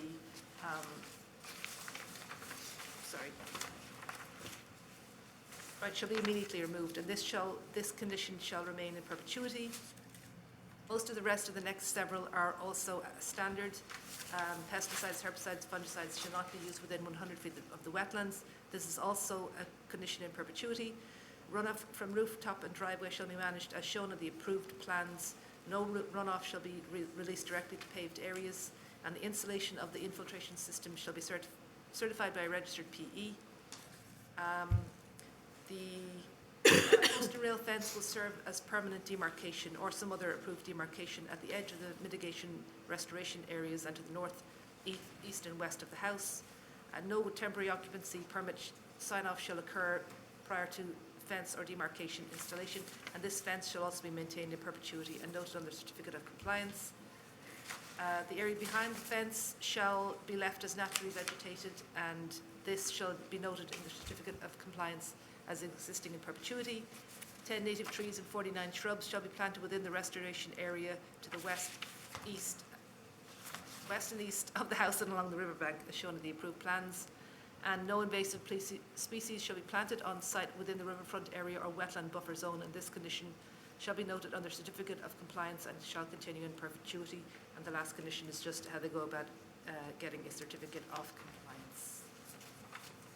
Did you do that in one breath? Yeah, Oh, okay, just checking. I've been practicing. Okay. I was wondering about that as you were going. Should I didn't see you breathe, so I was wondering. Should there be something in here about, amount of growing season for the plants sort of thing, or that, because they could put that many trees in and with a short amount of time, so many could die. Right. What section? Yeah. Something after 48? 2 growing Usually seasons? it's 2 growing seasons, isn't it? Usually it's 2 growing seasons. Okay. I still have a question on the waiver. Why is a waiver required if they are? So it's kind of my interpretation. So the building is further away than the existing building, but the amount of building in the no disturb is roughly 1,000 square feet more of building in the no build. So That's not specified in the regulations. So the regulation doesn't really, It just says 40-foot setback. And Yeah. If no closer than. right. So it's just an interpretation on my part. I mean, if you disagree with it, you don't have to issue it, but I'm I think thinking, it's- you know, if You're you're just expanding the measuring amount a of- little corner of a building and that's the only criteria you're using, is that really the intent of the regulation? I'm Well, not it's the sure. only criteria specified. It doesn't even say that much. It just says we have that zone. Right? No, it does say or no closer. Or no closer. It does say Right, that, right. doesn't it? Yeah. Yeah. Right. So it's been open to interpretation, and what you've included as building has been open to interpretation, whether it's, you know, a deck off the back or a shed or whatever, so it's up to you. I was just curious if I was missing something in the way it was worded. No, Okay, it's well, just, And the way this is worded is that they requested it.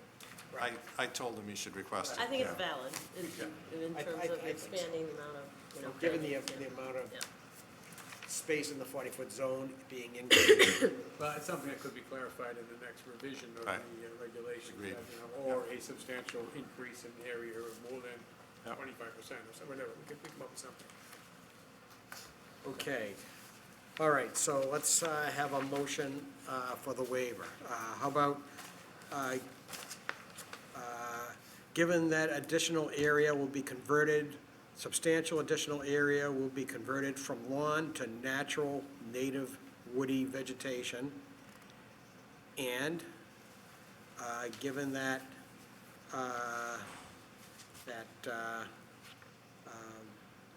the project increases,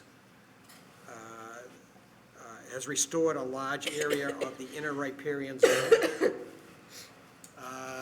The commission moves to issue a waiver of the 40-foot no-build zone for this project. How does that sound? So moved. Second? Second. All right, all in favor? Okay, 7-0-0. All right, next, could I have a motion to close the hearing on DEP file number 122-625? So moved. Second? Second. All in favor? 7-0-0. Could I have a motion to issue the findings as discussed for DEP file number 122-625 under Burlington Bylaw, Article 14? So moved. Second? Second. All in favor? Okay, 7-0-0. Could I have a motion to issue the order of conditions for DEP file number 122-625 under both Burlington Bylaw, Article 14, and the State Wetlands Protection So Act? moved. Second? Second. All in favor? 7-0-0. Could I have a motion to require the posting of $5,000 for the length of the project, not less than 3 years, it says, taken under Burlington, requested under Burlington Bylaw, Article 14. So moved. Less than 3 years? That's probably a holdover from when we were acquiring bonds for 3 years, so that should really, that wording should be changed since it's cash. Okay, so this should say, require the posting of a $5,000 cash surety, Correct. okay, under Burlington Bylaw, Article 14. So moved. Second? Second. Further discussion? What do you want changed? All in favor? Enough for all the- Wait, what? Well, I guess it, I guess it is, yeah, I'm just thinking about all those plantings, but, yeah. All in favor? 7-0-0. Okay, so I think that closes this out for now, and obviously, if he has any questions, he'll address that to the office. All right, so takes care of that. Next, we have the continued public hearing of 8 Birch Street.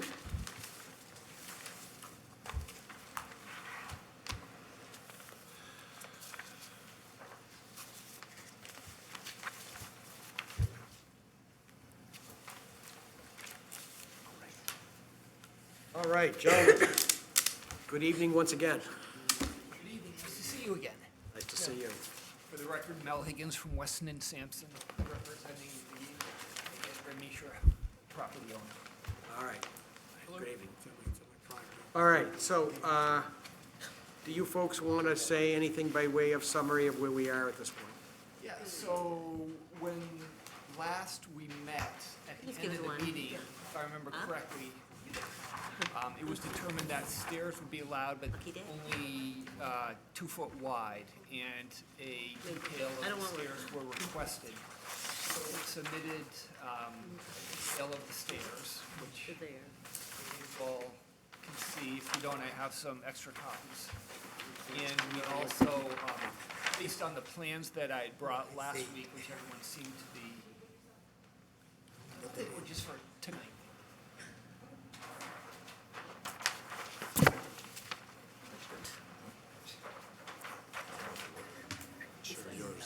Exactly.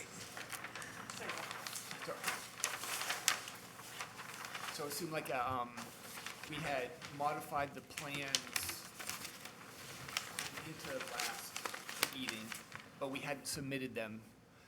We just showed them at the end as to what because we had talked with John and we had heard ahead of time that we may need to move the shed, add a couple of trees. And so we now had submitted the official stamp plans, which you now are looking at. All right, so does this plan reflect the understanding of both the staff and the commission? No, I think it reflected what we discussed at the meeting, and I know that Gail didn't. well, I don't think the interpretation is the same as what we discussed at meeting. All right, so we have 2 no's here. They piped up, they said something. And Eileen, you said something? So, I think it seemed to reflect what the majority of people were agreeing to last meeting, is what I was saying. okay. Gail, first? Well, so, I'll let you talk on the shed. I'm still not in approval of the stairs. I mean, I don't think that's, and I don't agree with that we let people put gates and fences. I mean, there are, time after time, we have a complete fence across the wetland without a gate. I just don't think it's a prudent thing to have stairs going down into a wetland. And, go So ahead. was that not agreed upon last time? Maybe I No, misunderstood it wasn't, this. we didn't vote on it. I can disagree. I don't She- have, she it doesn't have to made- be unanimous. In other words, we may have a split vote on that. Yeah. Okay. So there was no vote on that. There was no We vote. haven't So voted she yet. is We had a discussion. reiterating her opposition to the 2-foot steps. Okay, Which is fine. understood. Sorry. Absolutely fine. Okay, and Bill? I thought we agreed to move the shed further away from the wetlands, and instead it's moved slightly to the left to the detriment of a tree. Right, and so now you've What's put the 2 point? trees in, but we've lost a tree.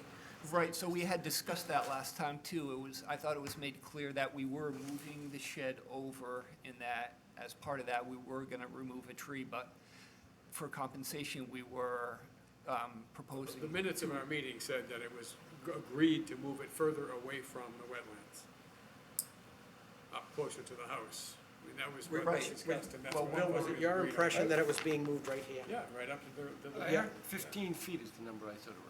Right, so when we were up here, you had asked me, how far away is the shed now from the wetlands? And I think I said it was 13 feet.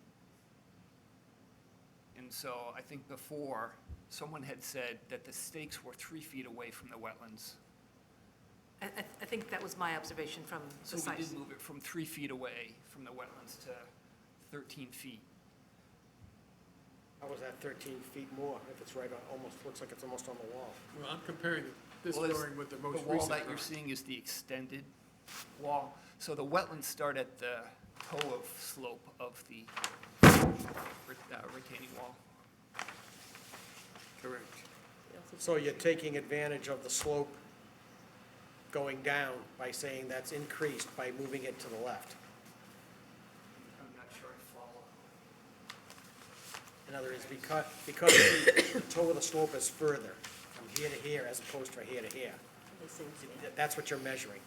Well, I mean, it's It's just 15 here, and it says Toe of slope is here. Yes. from that side. So what you're saying is that the additional Yeah. feet from the wetlands happens because the toe of the slope is further away here than He here. didn't think of that, but he I likes didn't it. think about, well, I mean, I think that's what I heard you say. What is that? Actually, I'm looking at this 15 feet, and it was 15 feet before, so it hasn't Oh, moved at I all. see. in the drawing. Yes, right. I was just making a straight measurement number, I wasn't thinking about anything else. Can you explain this? Okay, so this is the previous drawing that we said we were going to move the shed. It's now 15 feet. Okay, This is the current drawing. It's still 15 feet. yep, And yet now it's in the middle of the tree. So it's changed shape? it has, It has changed shape. It's gotten bigger? slightly bigger, that's correct. This- Not any further away from the wetlands. Oh, man. Now that's, The shed is bigger now. All right, okay. Okay. Let's Not so good. resolve this. Have a seat. getting out of hand. Yeah. All right. Are you not moving the existing shed? No, it's They made it bigger. the same shed, it can't get bigger, it can't Right, get we smaller. got the actual numbers from the Gendra. Once we came into, the original one that was on there was one that we had discussed over the phone and felt like that was With the wrong shape. dimensions. But now when we got really tight into things and we're looking at the stakes and we hadn't thought about the 15-foot setback and now we saw it's getting close to that tree, we're like, let's really measure this for sure. So that's where the change came in. So it hasn't All right, moved. so what we need to do is decide on something so we can move this along and you folks don't have to come back. And I will just tell you that from the verbal words that were where we left, I thought it was gonna be along that right side property line further back from the wetlands. That's the way I understood it. Closer to the house. Is that the way you understood Closer it? to the house, right? Yeah. Yeah, correct. That's And I why, didn't and I hear thought that was anything about- settled, and I thought it so was pretty now clear. it's, Yes. The minutes say that. And there was nothing about losing a tree all right, so, My understanding is. this way, yeah. all right, John, do you have an opinion on that, what you understood? You want to, Well, I've had subsequent comments, discussions with the applicant. I'm not really sure, I can't really remember what I understood at the last meeting, but subsequently, I understood that the tree was going to be sacrificed for the shed, and that new trees will be planted as mitigation. I don't remember exactly what I thought at the last meeting, I just know what, because I've had multiple discussions. so our memory is more clear because it ends right at the last meeting. Possibly. And there's more of Okay. us that I remember thought they this. had mentioned removing the tree. Okay, so, Yeah, here's what we need to do, we need, mentioned last meeting. folks, we as the commission need to decide where you are permitting the shed to be placed. Okay. And we need to come to a closure. Okay, do you want to say something, Gail, what you have? No, I was just reading the notes from, so they did say they would offer to move the shed, but cut down the ash tree to make room for it. So they did mention about the tree. But Okay. my understanding as well was we were pulling the shed back from the wetlands, so, further away from the wetlands. All right, anybody else Yeah, understood that it was, that way? that was my understanding I also. agree with what Gail just said, because I know I had notes like that also. The tree was sacrificed, it was gone, to move that shed. Right. I still have a comment on the stairs. Well, let's not go there yet. All right, can I hold that one then? You gotta hold that, okay? All right, so what does the commission want to do? Do you,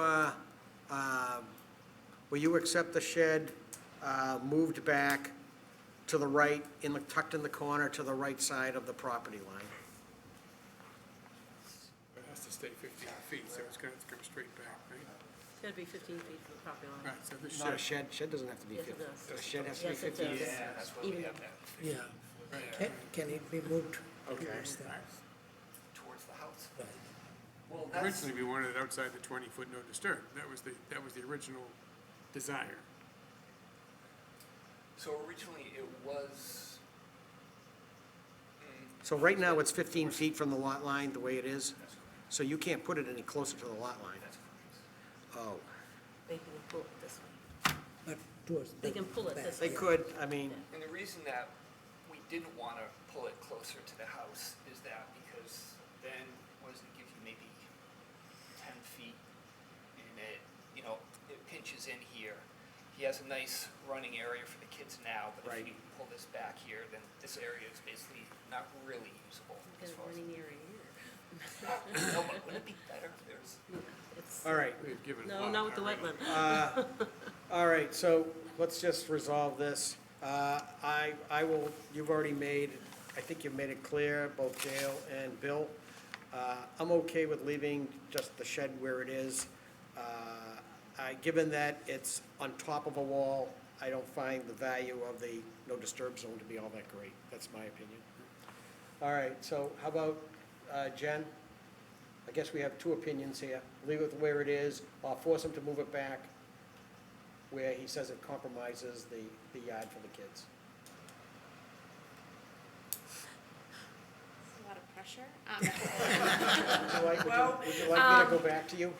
Well, I think I'm more concerned about the fact that it seems like every time this has come, it's been a little loosey-goosey, like, oh, we measured wrong, or we did this, or we didn't put this on the map. So I think no matter what we decide, I hope that the office will, or all of us, will confirm that what we Well, this asked is- for is exactly this what is- happens. This is being closed out today, so Okay. whatever's on the record, that's it. Well, All right, so you want me to go, well, you wanted me to go back to you? yeah. Okay, Ed? I guess I'm still saying pull it back. Okay, John? I'm saying it's okay where it is. Okay where it is, 3-2, I guess. Indra? It's okay. Okay where it is? Yes. 3-3. Back to you, Jen. Graduated? Oh, my goodness. I'm probably glad you waited. I'm thrilled. can I make one statement before this final vote is cast? Yes. Or should I not? What's that? Or should I not? Why not? You can talk. Yeah. It's, So I wanted to go back a year ago to when we were talking about, we finally removed all the material that was in, and we did a site check, and the wetlands were put back, seeded, that sort of thing. And then we were talking about, you know, what could we do with this yard to help him get a better yard for his family? And it seemed like the 3 or 4 people that came out that day, they were of the opinion that it would be okay to put a porch all along sort of the top of the wall. And so from that idea, I think we've really reduced the amount of structure that's in the no disturb zone. yeah, I do remember that. We said, they said you could put a porch along the wall, almost at the wall, yeah. So this is much less I impact or think structure I think I than. remember something like that. Okay. But that may have not been approved. It was just an idea. No, that's true, but Oh, it just seemed yeah. like the general feeling of the Concom was.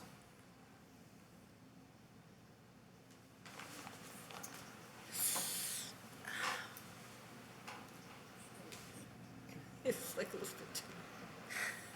I mean, essentially. I don't know, I mean, Mind. could I ask a question? Like, how detrimental is it if it stays versus if it moves? In your professional opinion of this?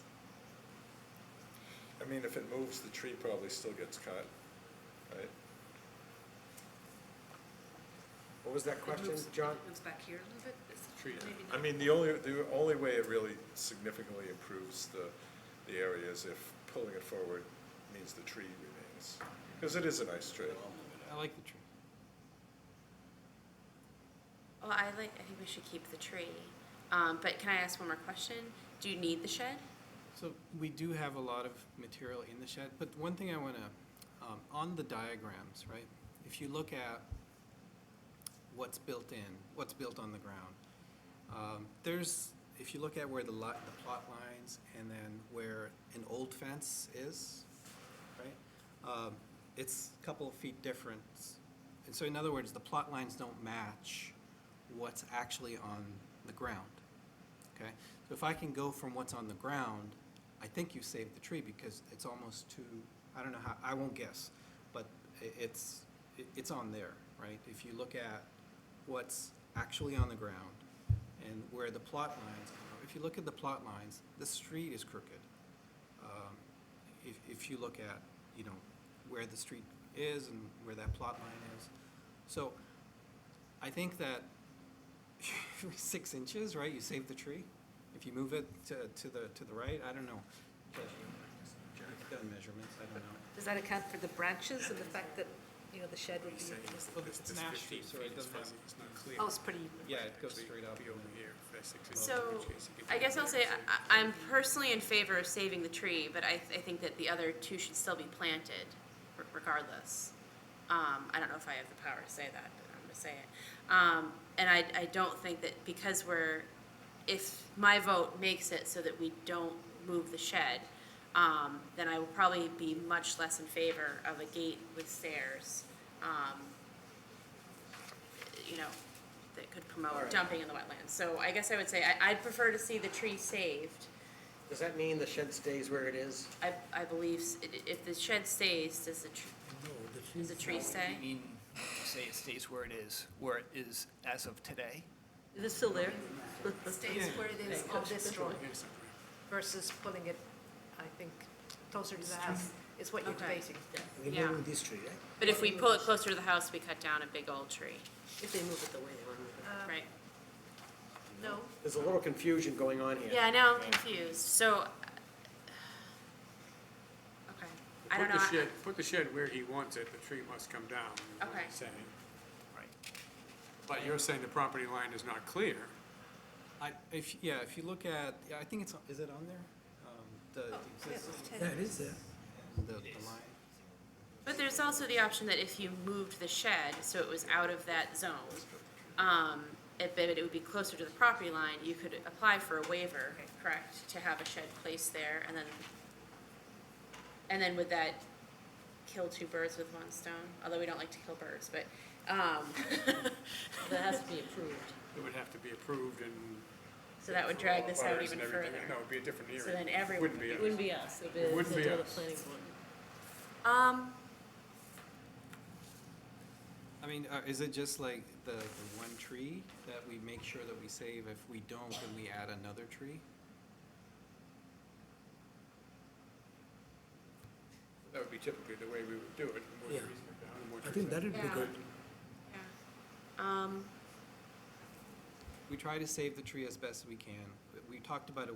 Well, you either save it or you don't. I mean, you don't really try, like, you know. Well, I think we talked about a tree well originally, I think in the last meeting, we even talked about a tree well, right? To try to make sure that it's saved.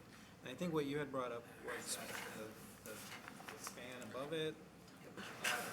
Because we talked about moving the footing so that it's a 4 footings, 5 footings, so that it's not near the tree, right? So we would try as best as we can to make sure that, I think it comes up right next to it, but so that it doesn't hurt the tree at all in all ways possible.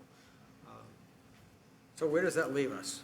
If the All right, I'm willing to say if the tree can stay, the shed can stay. Yeah, I'm fine with that too. Yeah, how does that sound?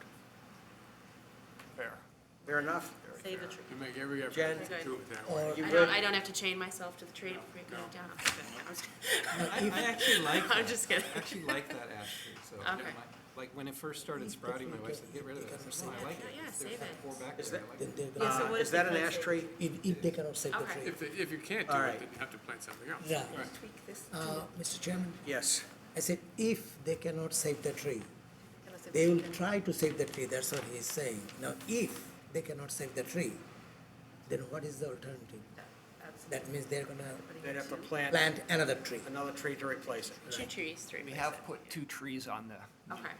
Okay. plans that you have in front of you. the 15-foot setback? Yeah, the 2 should that go in there. As part of number 45. All right, so with the, Okay. Oh, okay. you're gonna try and save the tree, and that shed will stay where it is. Okay, we got that resolved. This is one of the hottest decisions we've had in years. No more starting with me, Larry.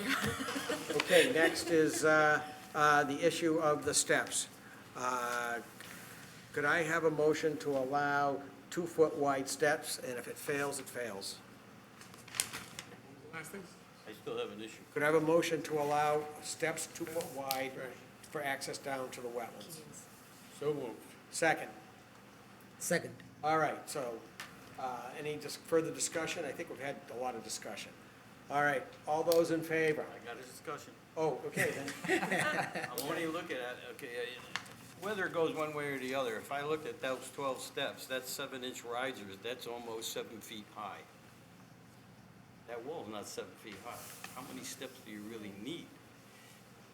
I'm gonna look at the detail. Well, they are going to be adding some more layers, remember? I don't know if it's 12, but I mean, I look at that like that's a straight-up wall, and then there's stairs going inward. Yes.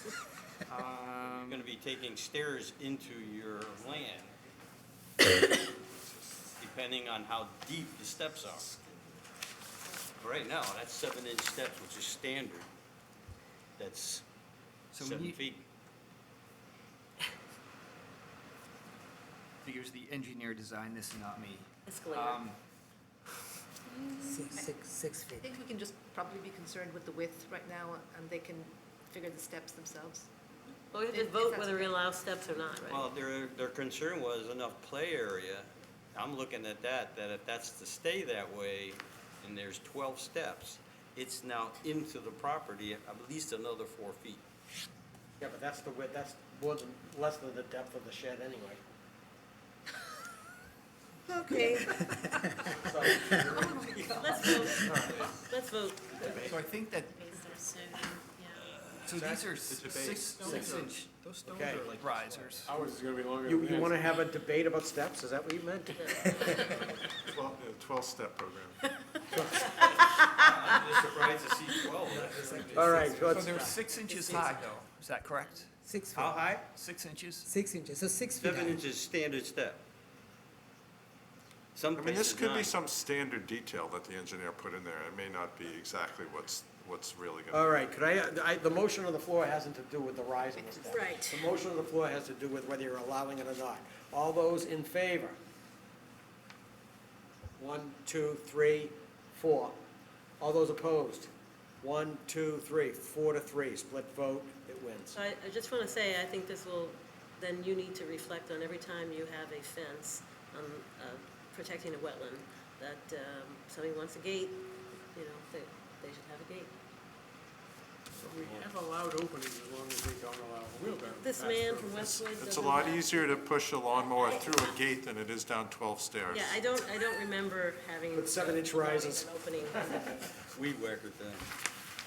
Yeah, all right, so, is there any more issues to resolve before we go through the paperwork? All right, so would you please review the proposed decision so we can vote and get these folks on their way?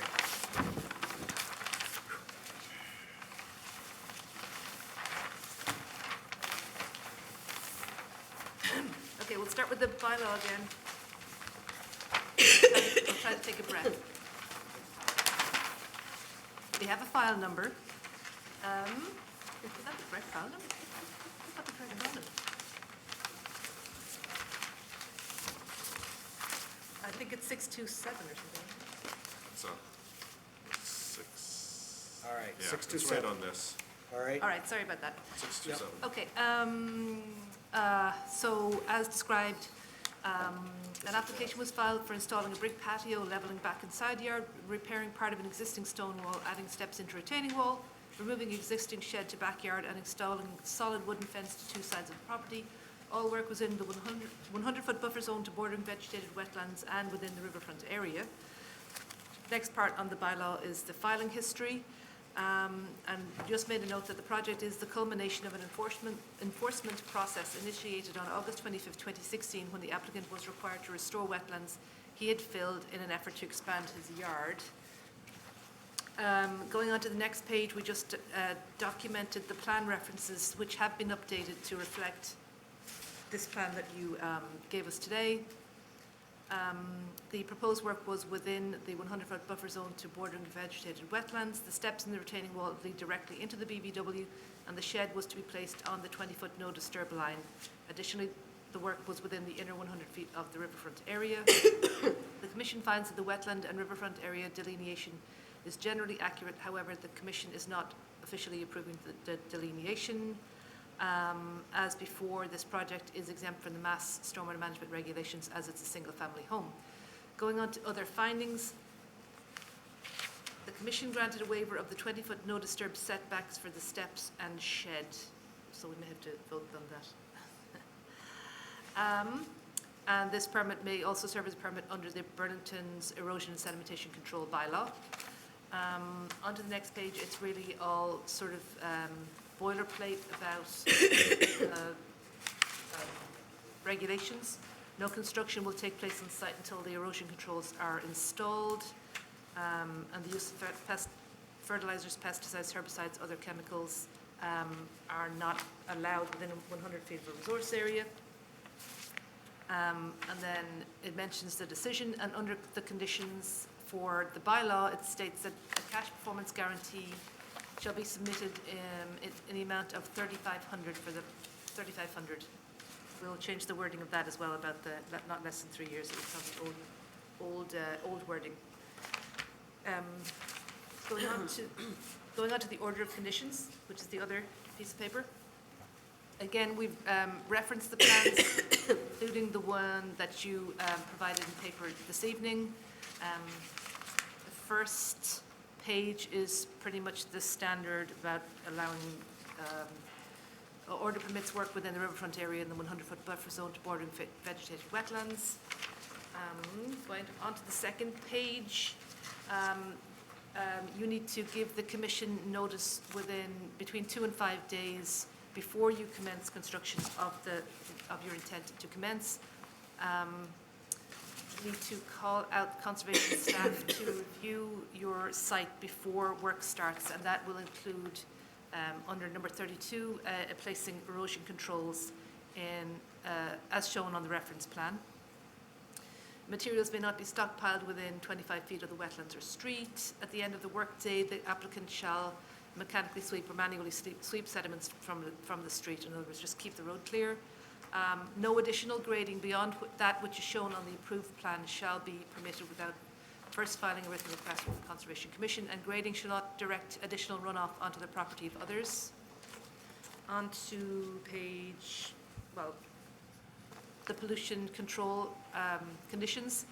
Again, many of these are standard about no equipment refueling within 50 feet of wetlands, no more than a total of 50 gallons of fuel on construction on the site.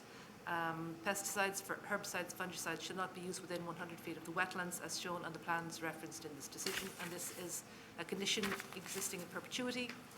Then, number 45, the applicant will remove trash in the riverfront area on the western side of the property and will remove Japanese knotweed from this area using the cut and dab method, using non-POAS glyphosate. 10 native New England shrubs will be added to the bank to create improved habitat. No other alteration of native vegetation within the wetlands, buffer zone, or riverfront areas permitted under this decision. And I think, based on what you were discussing earlier, we'll add another condition saying if the shed cannot be placed without losing the ash tree, some wording like this, 2 additional native trees shall be planted. No certificate of compliance shall be issued until the following, and it describes what you need to submit. Ash trees or native trees? Are ash trees? Other than ash. It could just be, That's fine. I like it. it can be ash.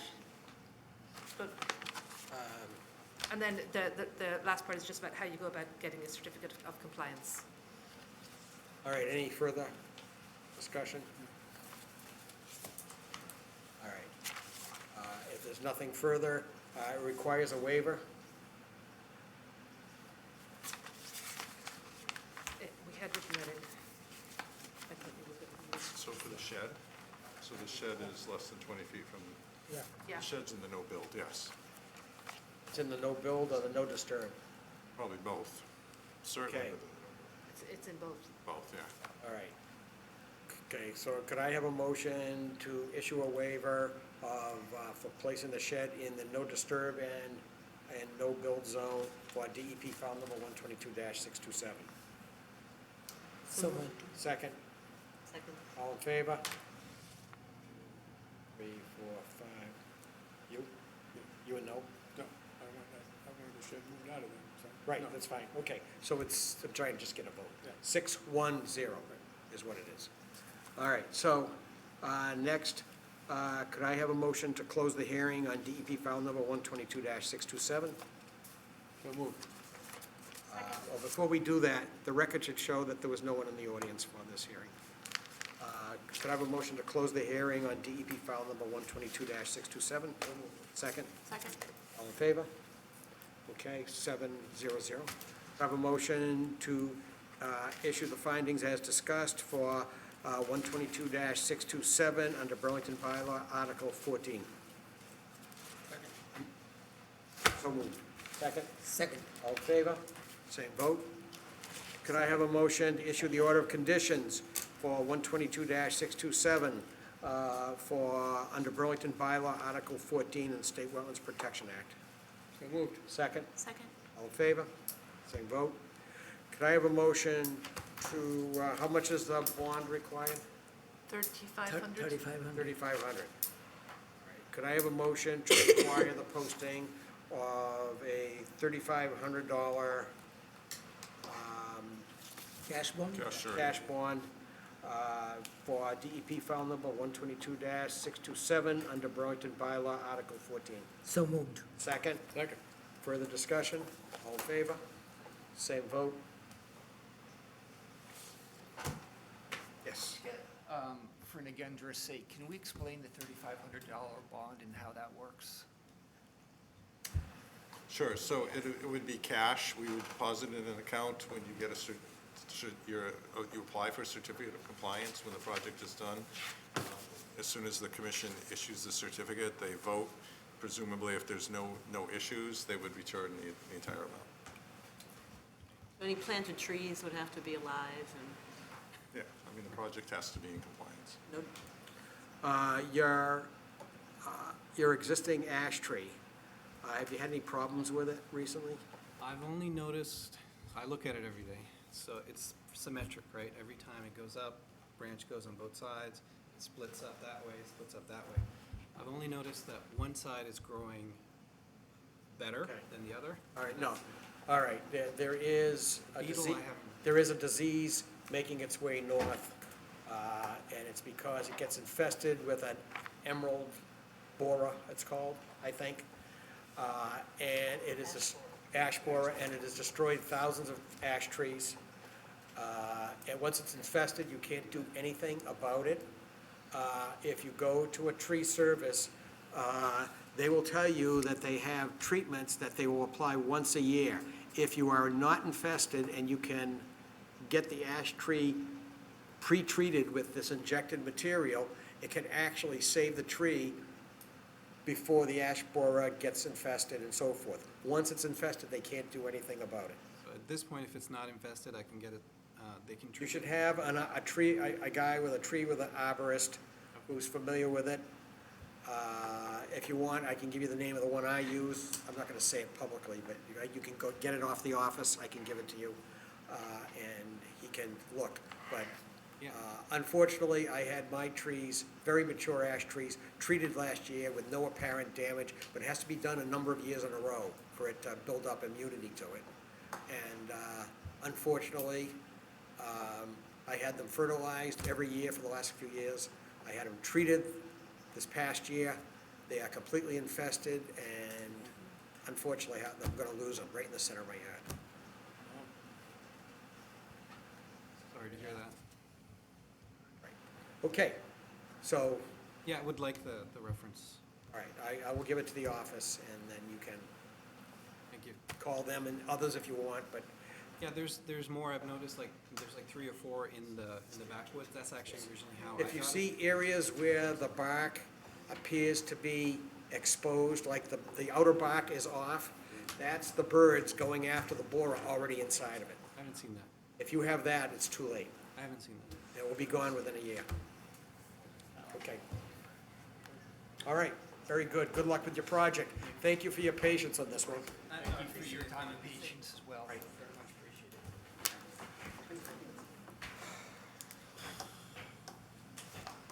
Okay, we have a few more signatures coming up here.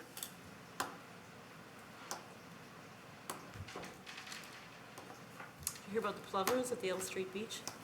About what? Plovers at the L Street Beach, South Boston? Really? They've got it roped off. Oh, really? Really? Wow. That's And significant. funny, because the I- ones at Revere Beach actually had, I think, more success. The nests were more successful than at places like Plum Island. Oh, uh-huh. Yeah, They have it roped off on Revere Beach. yeah.